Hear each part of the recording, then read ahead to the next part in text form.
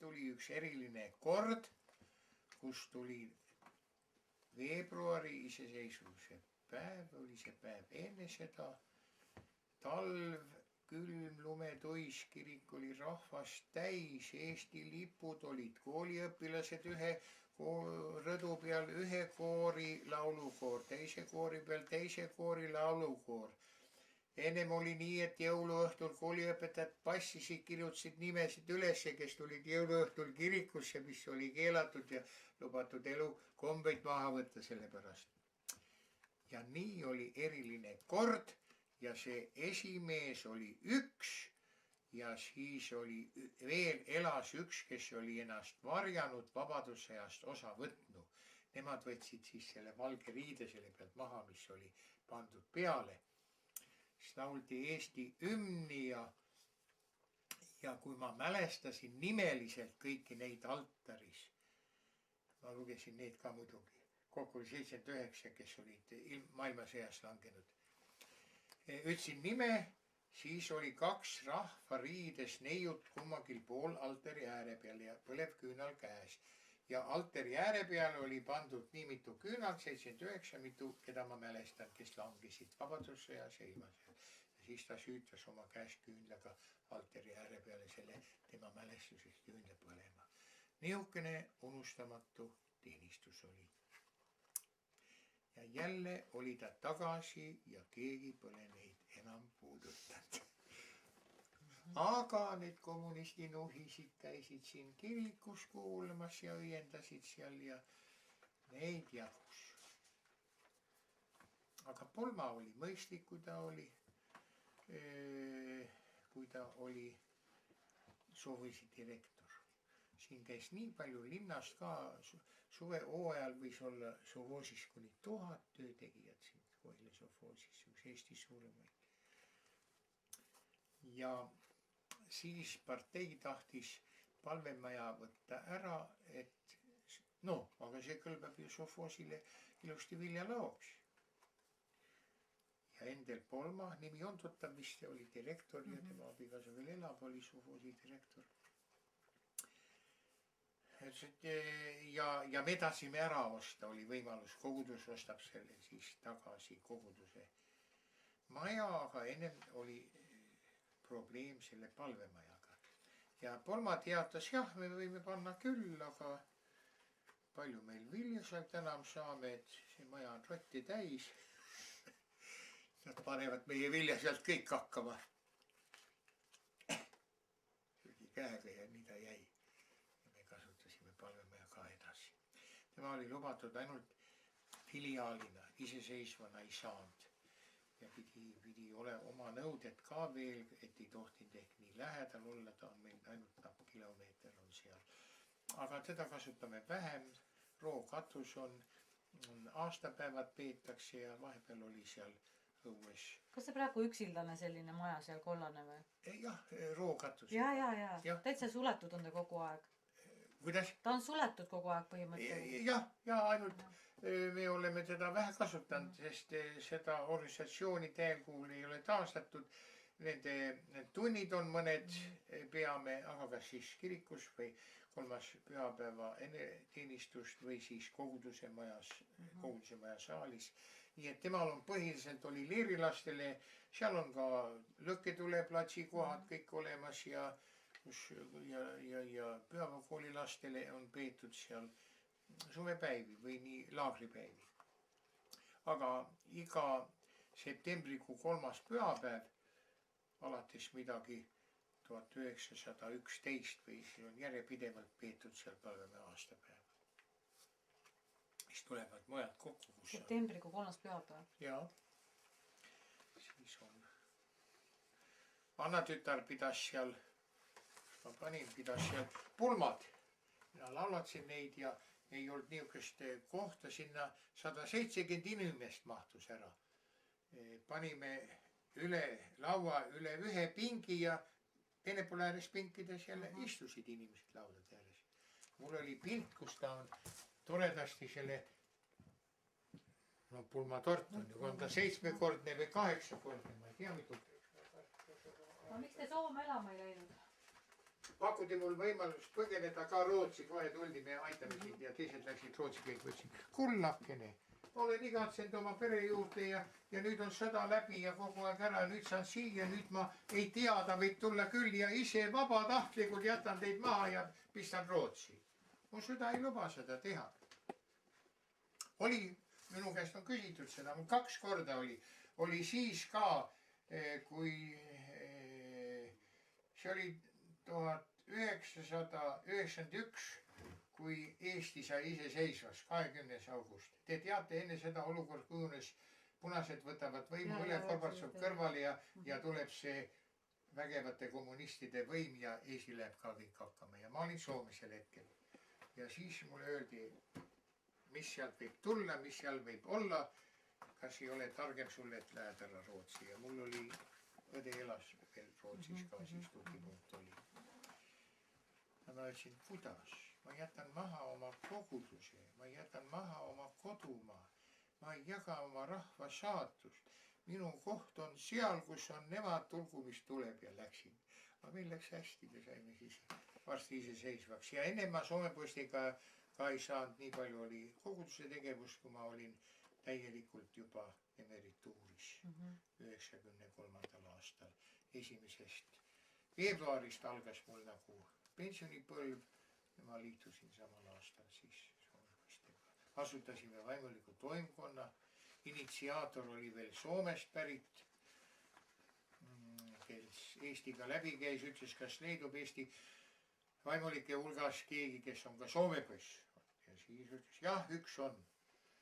Ja mina olin see ainuke, aga oli ennem ka toomkoguduse õpetaja praeguse Jaak Salumäe ja tema vend on Tiit Salumäe Haapsalus, nende isa Eduard Salumäe oli sõber ja tema oli ka Soome. Ta suri ju 85. aastal. Aga rohkem me ei tea, et oleks olnud. Teie olete siis selle Soome poiste vaimuliku toimkonna esimees nagu olen ja selle isikus samaaegselt ka juhatuse liige olen. Uno Järvela, professor, on meie esimees praegu.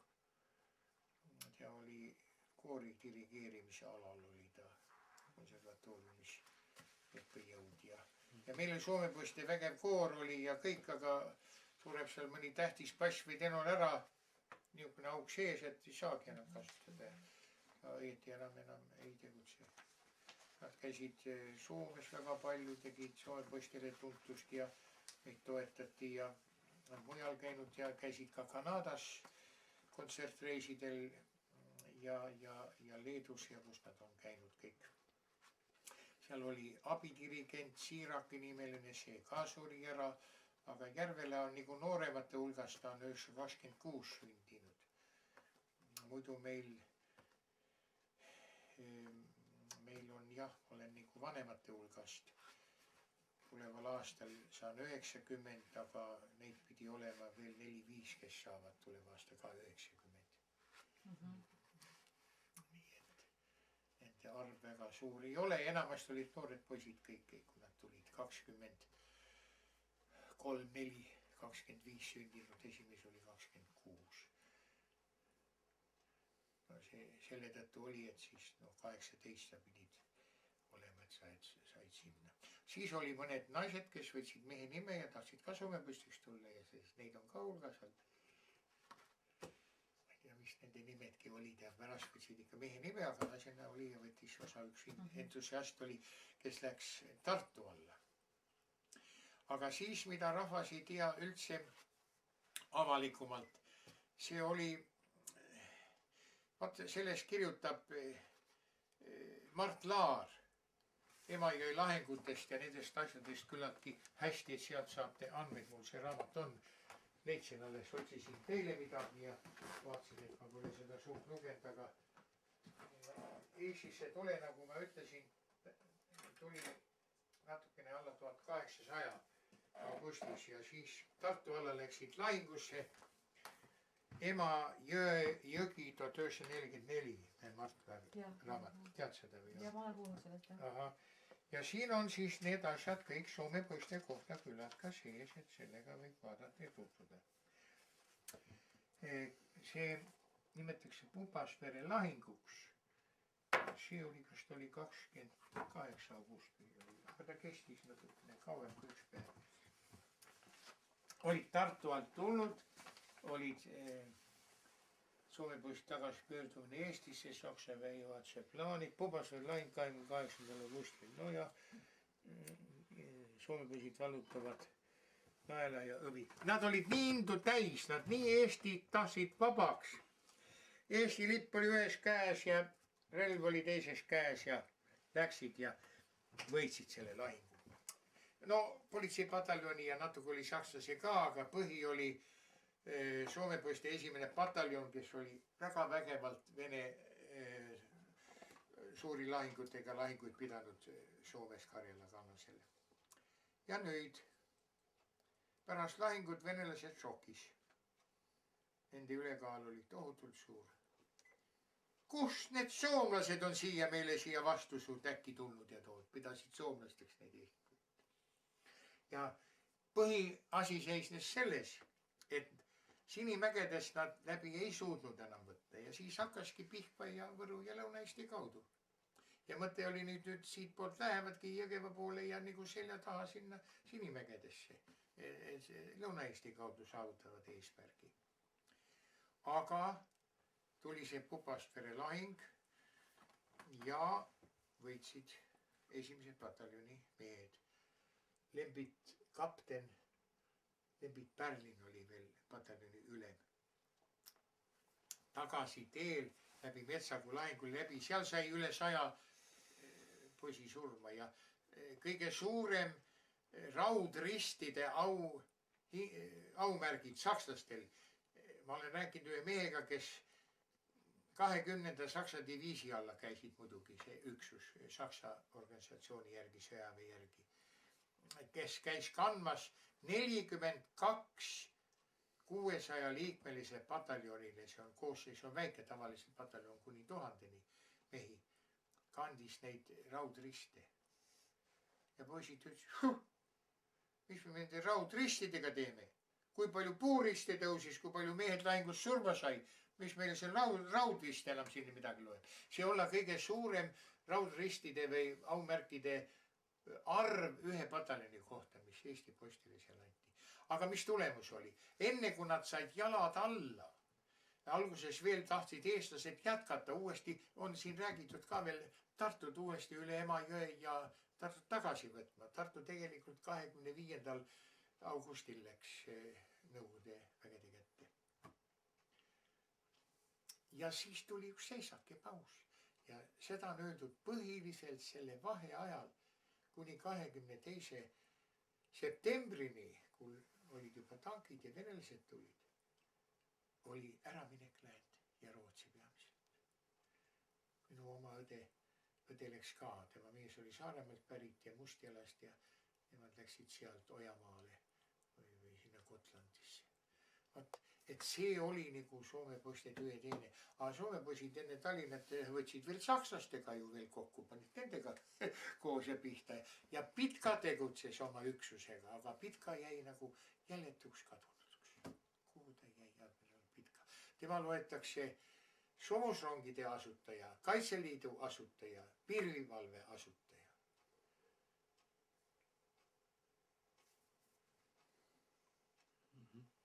Nii on selle asjaga ja kas oleks mõni eriline küsimus veel?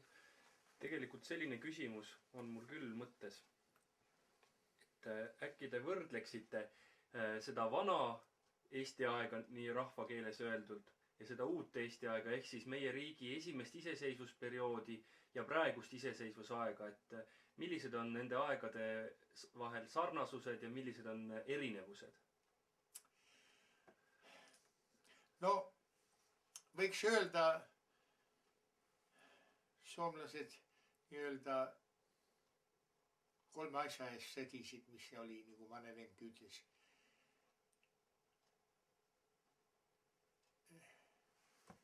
Vapauden või iseseisvus või vabaduse eest, oma kodumaa eest ja oma usu eest.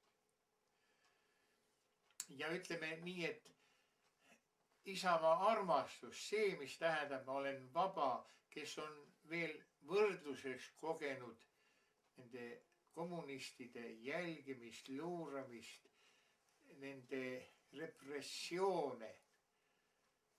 Sind jälitatakse, sind uuritakse, sind nuhitakse, et sa võid oma mõtted öelda, et sa võid vaba olla ja oma sünnimaa, kus sa oled sündinud, oma rahvas, oma võitlused, mis on näinud. Ütleme, Isamaa armastus, selle Isamaa armastuse vaimus igatahes olen mina kasvatanud ja nagu see üks näide, mis lugesin sealt, see noor meeski, et Eesti saaks veel vabaks, 16-aastane poiss. No, palju seda on? Alguses öeldi küll, et laulev revolutsioon ja kõik, mu Isamaa, minu arm, aga see oli üks üleminekuperiood. Aastad läksid edasi, siis vaadataski, aga kus ma saan rohkem ja üks võib teenida 50 000 kuus, aga teine peab läbi tulema 2-3 000 pensioniga või palgaga. Kas sul omalgi paha ei hakka juba? Ta ka inimene, tal ka vajadused. On ju nii? Et ei ole seda rahvuse õiget tunnet ega mõnel on seal juures, ega seda ma ei ütle. Aga mul jääb mulje, et üldiselt äritegemine, rikas olemine, varanduse tagaajamine, idee oma vabast isamaast, vabadusest, iseseisvusest, mis võimalused mul on siin elada. Seda ei osata õieti hinnata ega sellest ei peeta nagu erilist. Aga oota, kus ma alles hiljuti kuulsisin, loodetakse, et see tuleb veel takka järele see ka. Et ta nii päris ei tohiks ära hääbuda ega kaduda, et see oleks nagu ülemineku periood. Ja mõned on ka praegu räägivad, et ei tule nii palju maksta hüvitist, kui oma kohalt lahkud. Nüüd see Reimaa, kes nüüd regionaalministris sai selle, pidi küll hüvitus tulema 370 000, see on küll vägev summa, ligi 5,5 miljonit vast. Aga nii need asjad on. Pool aastat on ta vist töötanud, natuke rohkem. No ega nüüd pole nii kade ka ja tal vastus las olla, aga teatud mõõdukus või teatud piir, eks ole, kui mõtleme, et inimese pents oli praegu nüüd tõusevad jälle ja on rohkem, aga oli siin alles hiljuti oli, mina sain ka selle tõttu ja mina ütlesin üks põhimõte oli, mis ma seal on ka vist öeldud, viimane sõna anti sellepärast mul sõjatribunaalis kestis mu kohus 2 päeva ja see näitemäng võib-olla oleks tore paar sõna rääkida, vist on seal natukene, aga mitte kõike. Kõigepealt ma ütlesin emale, et sina vaata ei võta advokaati, sinna veel on su leivaraha vaja raisata. Ma tean ette juba, et 25 praegu jookseb, 25 tuleb. Alguses sõja järel 46-7, siis jooksis 10 ja 15 umbes, aga läks aeg edasi, selle ajal oli 25. Ütlesin, et seda mitte, kohtule ütlesin 5.–6. juunil 2 päeva Leningradi osakond oli sõjatribunaal, pidas siin Roosikrantsi tänaval minu üle kohut. See oli kõik üks suur farss. Ja nüüd, kui tulla nüüd, et taheti, seda on olemas, statia pidi sealt voisim adin A. Seda pidi, kui mind torgiti nari peal öösin, kui silmad lahti tegid, valvurile pidid ütlema kohe esimeseks need paragrahvid, milles sind on süüdistatud, sa oled poliitiline, mille peal sa kinni oled. Siis kohe une pealt. Statia pidi sealt voisim adin A tiesit, lõik 10 ka, see on nõudevastane propaganda, kas siis raamatut või suuline. No ja mind siis võeti ära ka Marie Underi mureliku suuga ja Eesti-aegne Eesti entsüklopeedia, need nõudevastane raamatud, aga nüüd vähe veel. Vändrast üks vana inimene saadi kätte, et meil on kirjavahetus, mindi tema juurde kodu, toodi tema esimest korda Tallinnas, üksik vana inimene toodi ta Pagari tänavale ülekuulamistele. Ja teate, mis taga välja mängiti? Ise fabritseerisid teatud väljendused. Ei olnudki tea kui hullutõude vastu. Mina olen jutlusega seoses ütelnud, et seda ei taha küll mitte keegi. Aga nõnda ka enam meie elu siin edasi ei lähe. nagu Nõukogude korra, eks see on nagu üks Nõukogude vastane. ma olen jutluses ja kirikus seda öelnud. ja teine oli, kui alguses koloosid tulid pärast märtsi küüditamist 49, siis oli ju nõnda, et ennem oli külakaupa, siis ikka suuremaks, mitu küla kokku. Ja koloosi esimeheks, sa võib-olla agronoomiast ei teadnud Tussi Tuhkagi, peaasi, et sa olid Punaarmees, siis see oli esimees. ja sellest nüüd ei olnud, aga mina olla ütelnud jällegi teinekord, et mida suuremaks kolhoos, seda väiksemaks leib koloosnikule. Vot niisugust riigi vastast propagandat. ja siis võeti mul veel see Eesti-aegne entsüklopeedia ka veel kohtu lauale, see raamat, kus oli märksõna Nõukogude Liit. mina olin ostnud ühe antikvariaadi omanikult, tal oli järelejäänud erakodust veel omale selle Eesti-aegse entsüklopeedia ja minu käest siis loeti ette sealt, see raamat oli kohtulaua peal. Nõudekorra alguses oli massilist näljahäda ja arreteerimisi. siis vai mulle otse, no mida te ütlete selle kohta? siis lugupeetud kohus, ma ütlen seda, et ma juhin ta tähelepanu selle peale, et see ei ole propagandaraamat. see on teadmete teos, see on Eesti entsüklopeedia. ja kui seal on nõnda kirjutatud, just nõnda see ka tegelikkuses oli. istuge, vot kus tüüp. teiseks, nüüd see vana inimene. ja nemad siis, mis nemad tegid? Nemad võtsid siis need oma kirjutatud laused, viisid selle vana inimese juurde ja ütlesid temale, et jaa, aga Saar ju tunnistas kõik üles juba, mida tema oli rääkinud. Teil ei ole mitte midagi muud, ainult näe siia, andke ainult oma allkiri siia alla. ja minu vasta tunnistaja ongi käes. Temalt rääkige süüaluse Saare kuritegudest, mida Nõukogude vastast on teinud. Mina müüsin talle piima ja võid ja mune. Mis te sellest räägite? Räägige, mida ta riigi vastast on teinud. Te andsite ju allkirja sinna. Palun sõna. Ma tean küll, mismoodi see asi käis. Teie ise ülekuulejad fabritseerisid need laused ja nõudsid tema käest allkirja. Vait, istuge. Selline kohtumine. Ja pärast uuesti, aga mida ta ikka riigi vastast tegi? Ja siis ütles see inimene. Saar ütles, et me peame iga riigi valitsust austama. Selline kohtupidaja. Ja mina sain siis tavaliselt, ei olnud kombeks, et anti sõjatribunaalis süüalusele viimane sõna. See oli kriminaalsüüdistustes ja see oli trafaretne tavaline ka, et palun kergemat karistust. Minule pandi sõnad suhu, kui mind kohtuprotsess algas, prokurör muidugi oli, et mina pean ütlema, loobun kaitsest, võtan kaitse enda peale. Et siis mul oli õigus ka midagi öelda. Ja sellel põhjal vist nähtavasti anti mulle ka lõpusõna õigus. Ja lõpu sõna andja oli peakohtunik, oli üks juudi kolonel. No mis teil on veel öelda? Ma ütlesin, et lugupeetud kohus, ma tahtsin öelda seda, et mina ei ole taotlenud Nõukogude kodakondsust. Kui 40. aastal okupeerisite Eesti, siis kõik automaatselt olid eestlased, kes elasid Eestimaal, olid Nõukogude kodanikud. See on üks asi. Teiseks, mina ei eita oma nõnda nimetatud kuritegusid. Olin Soome sõjaväes? Jah, olin. Olid need keelatud raamatud seal? Jah, olid. Ja no selle asja ma jätsin kõrvale, sest oli juba räägitud need vastased, fabritseeritud, ma seda ei hakanud ütlema. Ja ütlesin, ja ma tean, et ma saan nende eest väga raskelt karistatud. No olgu see karistusmäär milline tahes.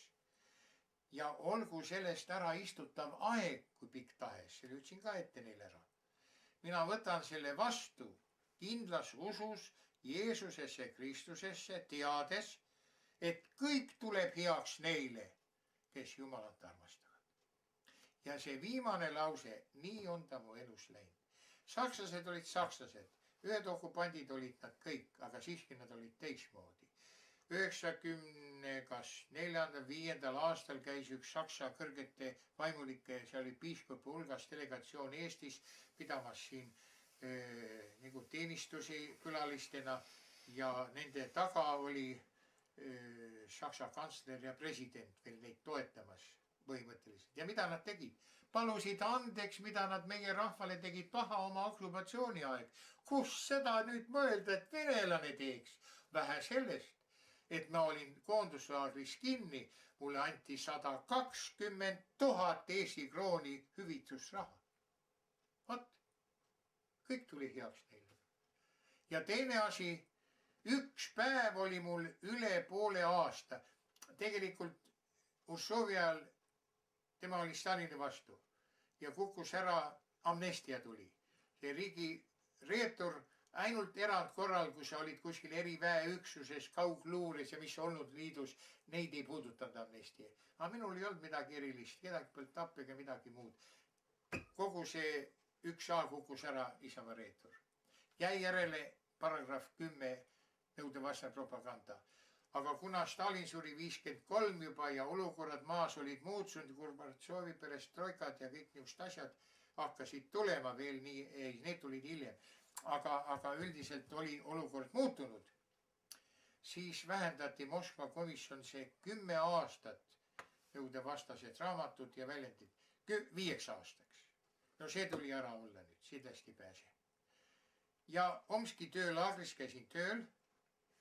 Aga plaanimajandus oli liidus ja see oli viidud kuni sunnitöölise vangini. Sul on päevas objektil, nii palju sa pead vähemalt see päev ära tööd tegema, see abitööline või mis seal oli. Ja olin eestlaste brigaadis ja kes täitis selle normi, sellel arvestati karistust maha 1 päeva asemel 2 päeva maha. Aga meie ise ei teadnud keegi sellest mitte midagi. Ja kui oli mööda läinud minu kinnipanekust, arreteerimisest 24. veebruar 1953 kuni 26. august 1956. 3 aastat, 6 kuud, 1 päev. Aga Tartu ettepanekus ümardati, et kui on üle poole aasta, et siis täisaastatega arvestame ülespoole. 1 päeva pärast tuli mul 4 aastat kord 3, 12 tööaastat tuli juurde. Ja mina sain 1000 krooni pensioni rohkem staaž, luges seal tööaastad, teatud arvutööaastatest tuli veel kõrgem protsent ja kuidas see kõik on seal. Ma sain 1000 krooni rohkem kui abikaasa, tema oli ka 36 aastat naisterahvana töötanud. Aga nii ta oli, vaat mismoodi kõik. Ja kõik tuli kasuks, jälle mismoodi läks see kõik täide. Mis sa oskad nüüd öelda selle peale? Ja mul pole puudus olnud mitte kunagi. Sai maja ehitatud seal ja see jäi ka veel minu kätte. Nõudeliidu seadus oli, et ühes peres ei tohi 2 maja olla. Siia ma tulin ära juba 79. aastal. 74 hakkasin ehitama, et Volga sakslased pidid ka sugulaste juurde Lääne-Saksamaale saama, aga olid ehitusmehed, ehitas maja siia, tema oli müürissepp, tegi kõik siin taga on gaasiplokid ja kõik on kivist ja silikaatvoodid. Mis selle mehe nimi oli? Selle mehe nimi ma teadsin küll. Tema oli veel eestlasega abielus ja tema pidi siis ära müüma, võib-olla pärast tuleb meelde. Ja siis ta müüs maha selle ja soodsalt. Ja oli maja juba peaaegu sarikatini valmis ja aitas natuke veel edasi ja võtsin mehed ja 5 aastat ehitsime töö kõrvalt ja mul tuleb niikuinii vabastada see Ageri järglasele. Pensioniaeg oli lähenemas ja siis tulin 79 siia elama. Ja Anna läks kooli ja kuidas survetavatalt kooli lastelegi. See oli, teise klassi läks siit, hakkas käima. Vastapäev, kooli läksid õpilased, kas ta oli teises klassis. Võtke kelgud kaasa, lähme Tuhamägedele kelgutama. Anna läks kooli, kelk oli kaasas, klassijuhataja ütles, Anna, sa võid koju minna. Anna tuleb kodu, nutab ema. Mina ei kõlvanud teistega koos kelgutama. mikspärast, mis ma teinud olen, ma ei tea. Ei olnudki rohkem vaja, ta ei olnud pioneer, ta ei olnud oktoobrilaps, ta pärast ei läinud konnoriks. Ja kui ta kooli lõpetas, ema teda aitas, minu abikaasa siis, tema oli lõpetanud venekeelse majandusala ja panganduse Tartu Ülikooli ka. Vene keelt ja koolid oli pidanud Venemaa eestlane. Ja Annal olid kõik 5 ja pandi võimlemine 4. Hõbemedal, kuldmedalit ei saa. Nii et see oli nii ilmne ja see oli lihtsalt, et kiusamine seal koolilapselegi. Ja see maja siis sai võetud abikaasa Niina Saare nimele. Aga mis Varblas valmis, see maja sai võetud minu nimele, see pool maja. Ja nüüd tuli nõudekord. Oli ja 1 aasta jooksul ühes peres ei tohi 2 eraomandit olla, 2 maja olla. Teine peab likvideerima.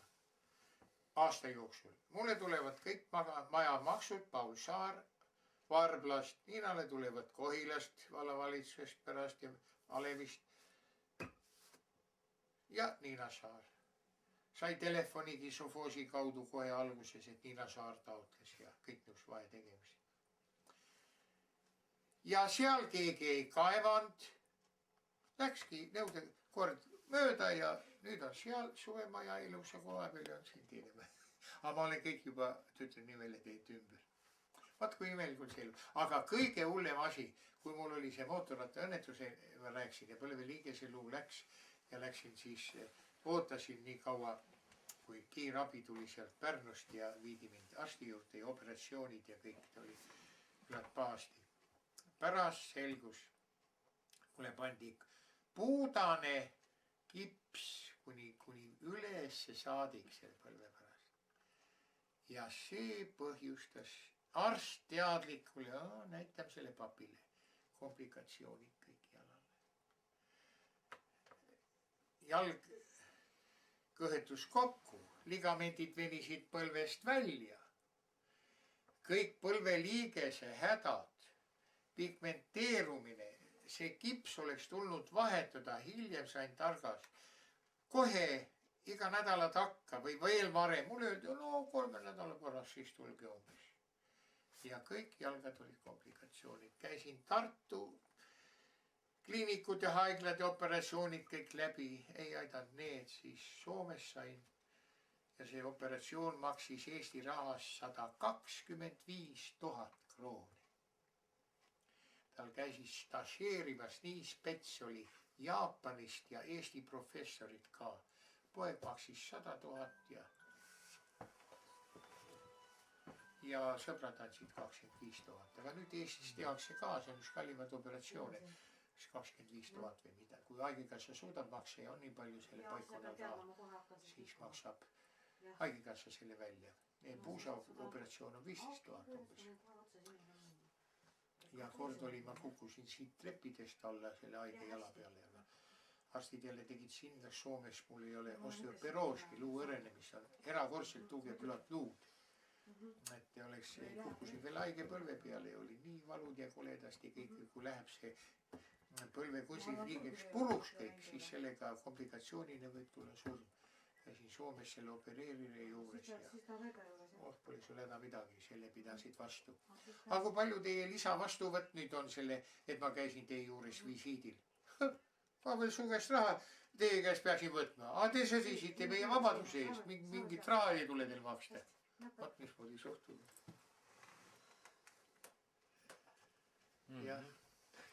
Selline küsimus on mul siin ka. Et eelmisel said enam-vähem vastu. Jah, selle erinevate, ütleme siis esimese iseseisvusaja ja praeguse iseseisvusaja võrdlus.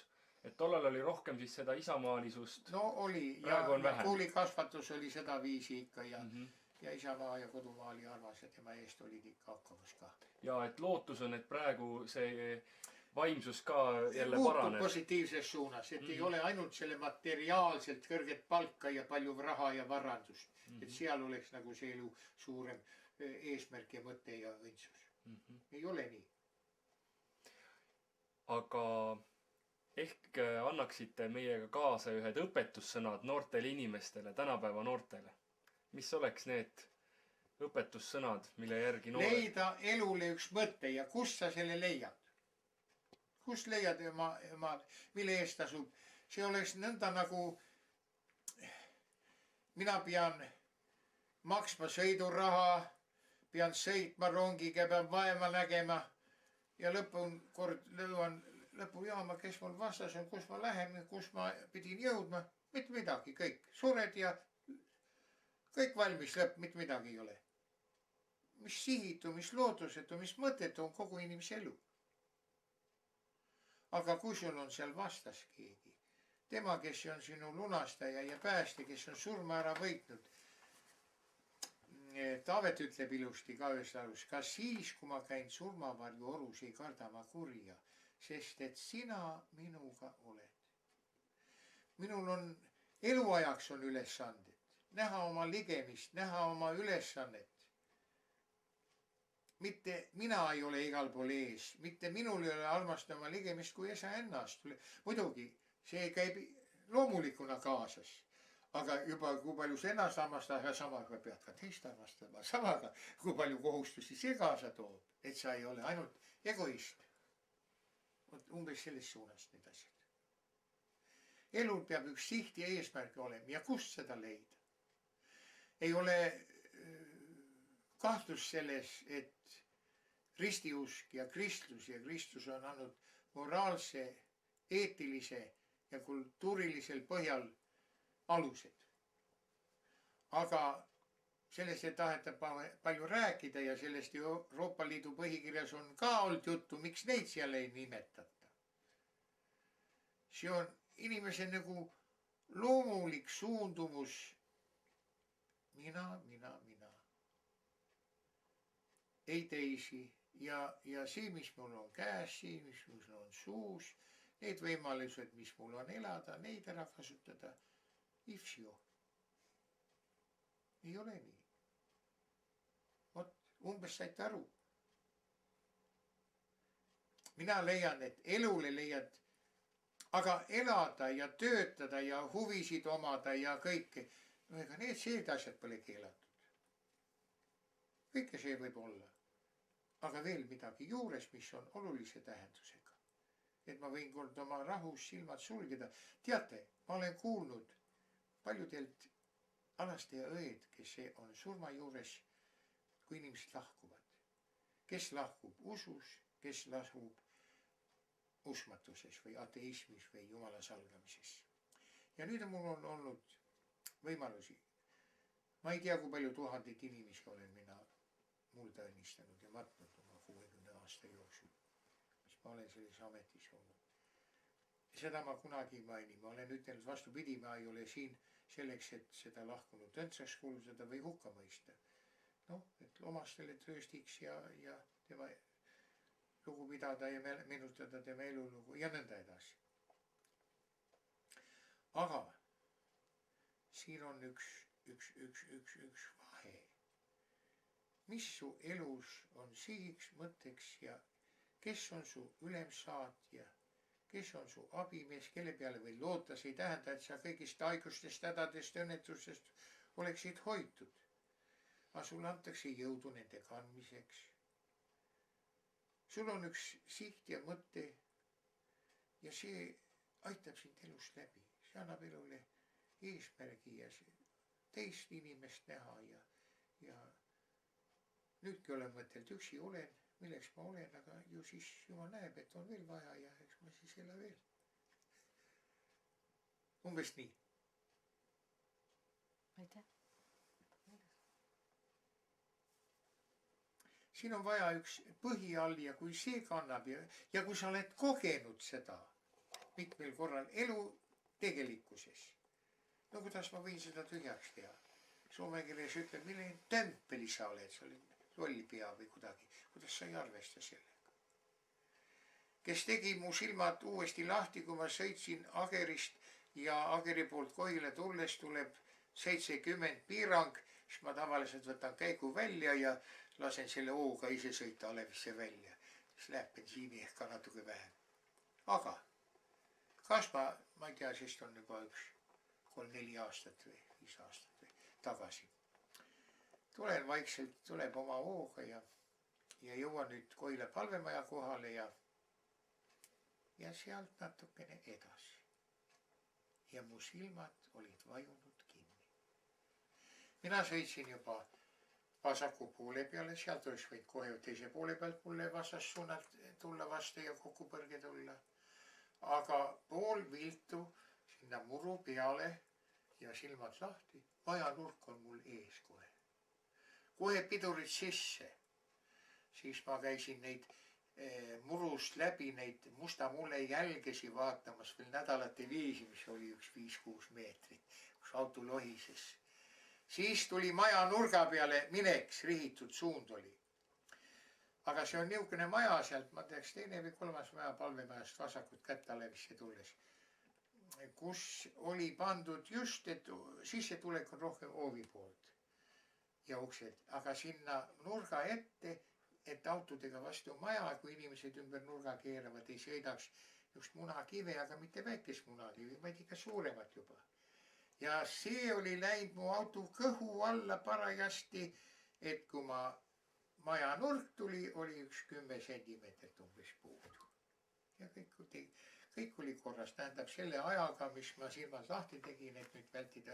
Ta oli nii alla läinud see suurem, et panin tagurpidi käigu sisse, et ma nüüd tõmban tagasi ära ikka pane ära, ei läinud üldse käik sisse. See kivi mõjus sain seda kõhu, et selle suurema munakivi ilusti silleda kivi välja ja kõik auto terve, kõik korras, kõik ise terve. Nii imelikult on, aga siis sain veel uue Renault ka. Ja kuidas ma selle sain? Mul oli võrdlemisi uus Fiat oli. Olin neid vahetanud, kus 20 000 sõitnud ja linnasõite ma enam ei teinud, varem tegin. Naabrimees siit viis mind linna ja pidin sadamasse viima Soome sõitma. Oleme Pärnu maadel selle koha peal, kus ajakirjanike maja, kus nüüd on, võib-olla mina olengi veel selles süüdi, et on nüüd valgusfoor tuli. Ennem ei tuld, ennem kui tulid siia Pärnu maande ülespoole, Tondi poole, siis tuli vasakult pööret sai teha ja üle tee sõita. Ma ei tea, kes autodega liikunud, teate sinna ajakirjanike majalt sõidad sinna Tatari tänavasse. Või nüüd on uus Lõuna tänav. Ja kullaaeg, naabrimees sõidab. Mina olen kõrval. Plõks, tiigamine, vägev sõiduauto Volvo veel ees. Tema pani ka pidurid nii palju ja lohises kõik. Veel ees õigus, aga plaksakas käis. Alguses läks õnneks, et minu jalg ei läinud vastu. See läks kõrgemalt sääre vastu, mis on terve. Aga pauk oli siiski ja mina sain takso, pidin jaamas sadamas sõitma, et ma maha ei jää. Aga aus mees oli, kohe jäi see. Tema oleks võinud, tal ei olnud midagi. Oleks selle Volvoga ära sõitus, kõik klaar, et me oleks seal olnud. Tuli politsei, pärast see mees rääkis ja kõik jäid seisma, arutama. Ta oli pannud talle sisse siiski niisuguse põntsu, et hakkasid jooksma seal ja mis tal kõik katki, üks 50 000 või rohkem on parandus, ei. Uus auto tuleb osta. Ja siis tuli avaldus ja kõik hindavad, vana auto ostavad ära ja või kindlustuse osa kokku 85 000. Tulin tagasi, et siis otsus oli. Aga väimes poig, tütremees sealt Tartus ütles, no kullaeg. Mina pean uue auto ostma. Mul oli 20 000 sõitnud, remonti ei saa teha, nüüd uus. Ega ma 85 000 uut autot ei saa. Tema kõigepealt vaidlustas selle asja ja sai 20 000 kohe juurde kindlustusest, Ergotsist. Sai midagi 185. Jaa, nii et ma panin 20 000 veel juurde ja sain uue Prantsusmaalt tulnud suurepärase Renault auto. Nüüd olen sõitnud varsti 11 000 ja ei ühtegi viga mitte kuskilt parandused.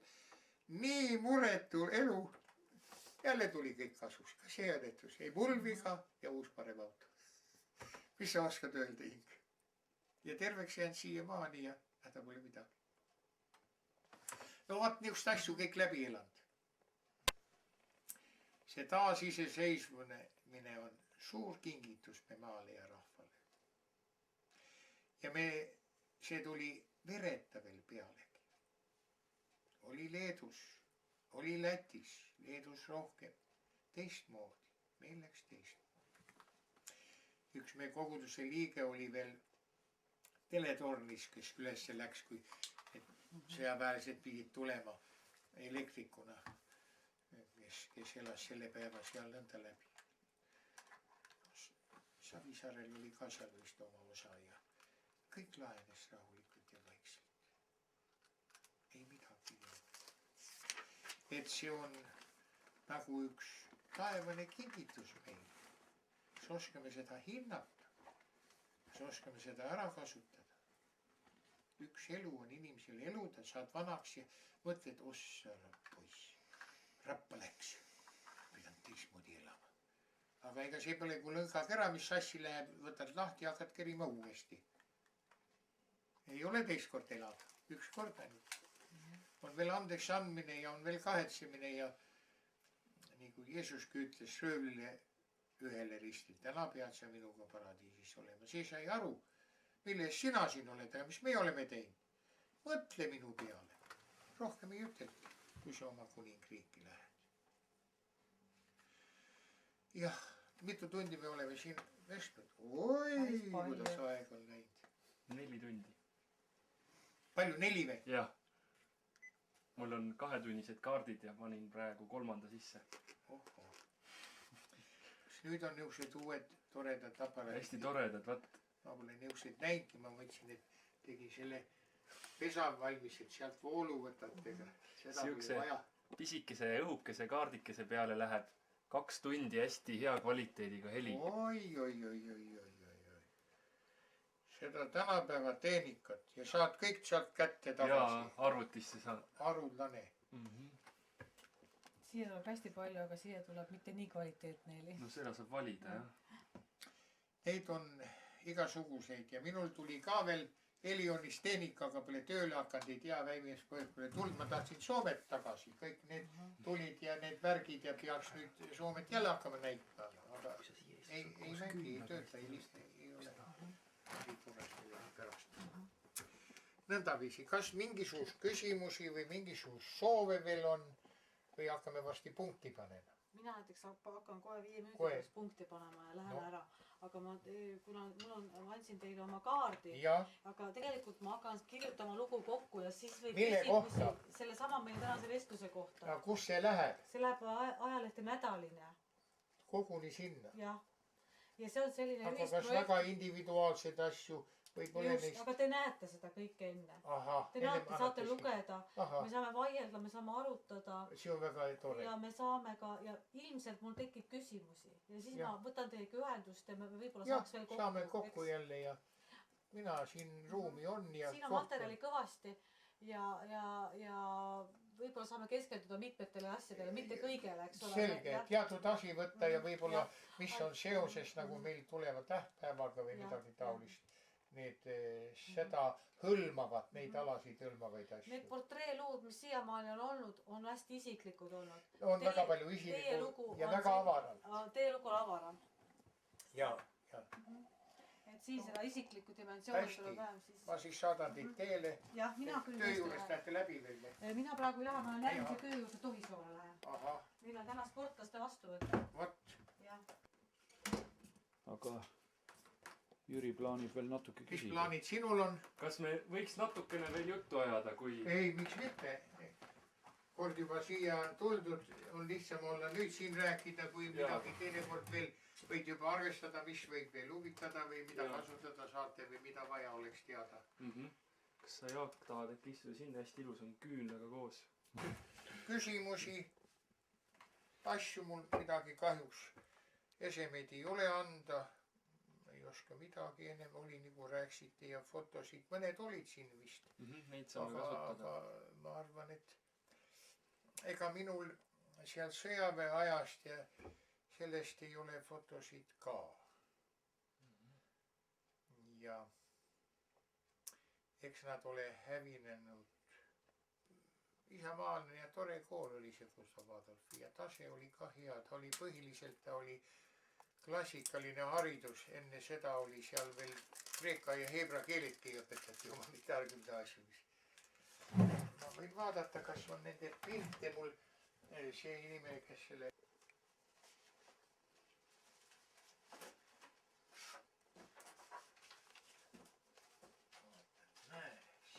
on, kus sa vaadad gümnaasium, pilte ka veel vahel on.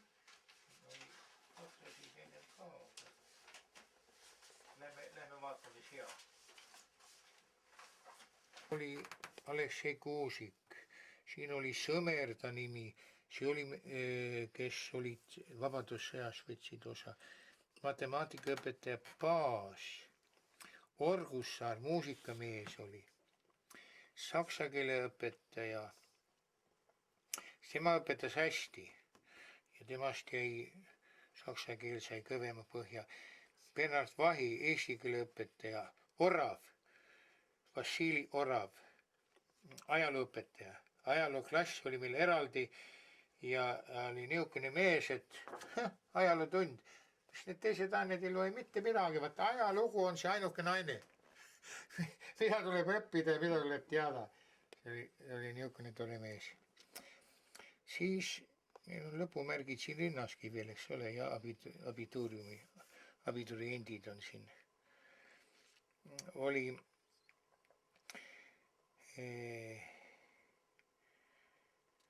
meil nõnda Saarna, Hiiumaal, jah, need poisid siin. Lõpetati gümnaasium ära Hiiumaalt ja nad tuli 3-4 poissi, kui grupp tuli jätkama meil Gustav Adolfisse. Siis oli Narva linnapea poeg, oli Lust. See tuli meile õppima. Siin on sõjaväe, kaitseväe õpetust anti, eraldi päevad olid kevadel lõpuklassidel. 10 päeva veel, nii et see oli Eesti ajal ka olemas. Ja teised on jah lõpuklassi poisid. Kus te ise olete siin? Ise ma olen siin. Need jälle minu paberid. Nüüd ma eksisin, ja ma tahtsin neid vaadata. Veel olen. Tema läks õppima muud ala ja üks Paul Kees Tallinna Ülikoolis oli õppejõud. Ei ole kuulnud niisugust nime, Paul Kees. Tema on veel elus, ta oli must natuke vanem, juba 90. Aga meil pole kahjuks kontakti olnud. Siin on lõpetajate nimekiri, kes lõpne ongi Paul Kees ja ma sain need andmed, mul ei olnud. Kas neid võiks ka näituse jaoks paluda?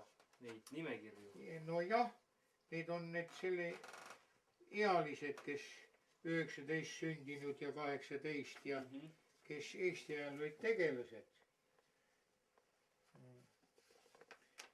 Ega ei tea, et nendest oleks kommust tulnud eriti. Ja meil oli kahjuks, siin on direktori elulugu veel, siis selle tagastada ja koolimälestused, mis see on? See kirjutas ise ja ma rääkisin ja see muuseumi juhataja pani selle kirja. Teie mälestused, jah? Jah, nagu minu kooli mälestused, see võiks ka huvitada. Väga hea. Jah, ma räägin seal õpetajatest ja... Kas ma need nimekirjad võiksin ka paluda? Jaa. Ma teeks koopiad ja... Võib küll. Aitäh.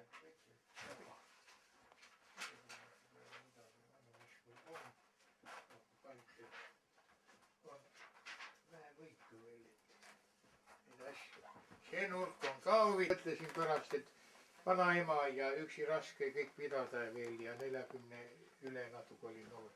Kellega abielluda veel uuesti ja siis tuli äkki tema ette. Tema oli minust 14,5 aastat noorem.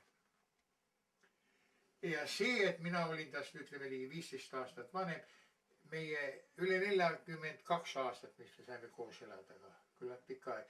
See kuskil ei nähtunud sellest, et nüüd see vahe. Mina olen alati ütelnud nõnda, et naine, mis on, ütleme, kui on vanem naine, ta võib ka vanem olla, aga siin on üks piir. mitte nii, et mõni rikas ärimees 70-aastane abiellub seal 20-aastase neiuga ja mitte ka nii, et mõni 20-aastane noormees abiellub 36-aastase naisega. Minul üks juhus oli, et ükskord tulid üles andma kihlama ja oli vahe, oli midagi kas 15 või 16 aastat.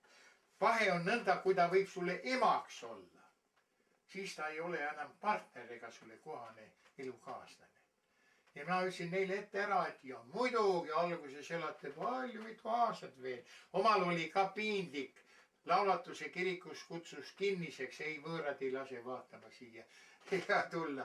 Ja 2 väikest last visasid roosiõisi veel kõik see tee peale ette, enne kui läksime kiriku välisuksest altari. Ei aidanud mitte midagi ja ma rääkisin talle ette ära, et tuleb kord, et see vahe on siiski nii palju, et ei leia ühiskeelt ja kõik tuli kätte ja kõik tuli nõnda.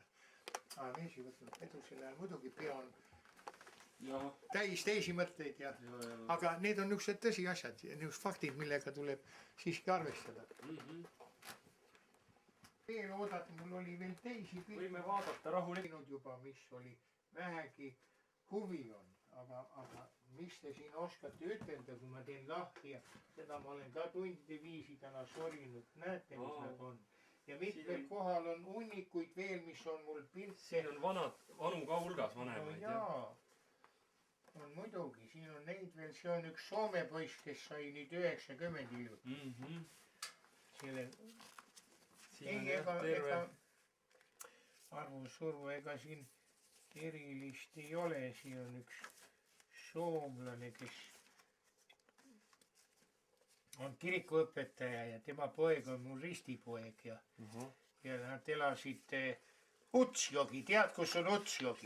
Ehk Ohtšejohka. No see on just, Tenojogi on Norraga piirijõgi. Ja olen seal käinud, sild on Utsjoe sild. Tõesti, tema oli kirikuõpetaja ja käisime Norra poole peal Noorgam ja Karigasniemi ja tema oli kõik viirivalvuritele tuttav selle ajal, kui nad teda nägid, mina läksin temaga koos lupsti kaasa.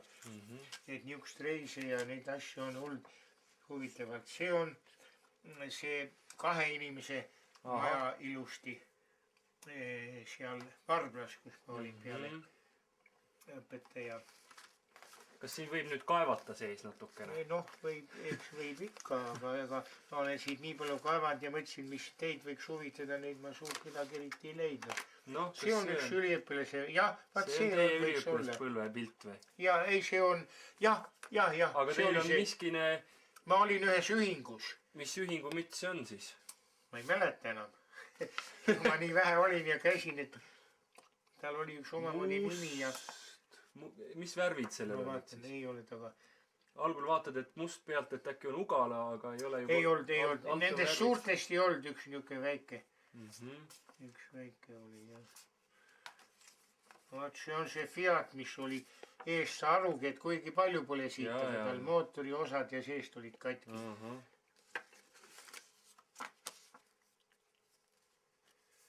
Siis olid need naabrimehed sealt ära, kellega maja oli pooleks, enne naine, siis pärast mees.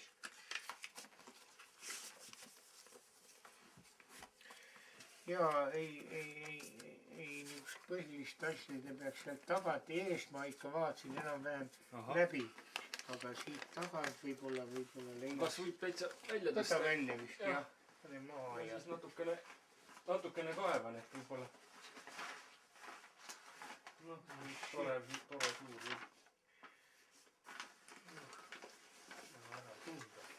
Vot siin, mis selle opa. Vaatame. See on Petrovskoi. Sellest ajast ka võib-olla midagi huvitav. Jaa, see on meie oma kujundatud alter, Eestist toodud männipuu ja Karjala kalju, see on nagu Kolgata kalju ja rist siin. See oli ka huvitav ja Kroonlühter kõik Eesti poisid ehitasid ja see oli väga huvitav periood.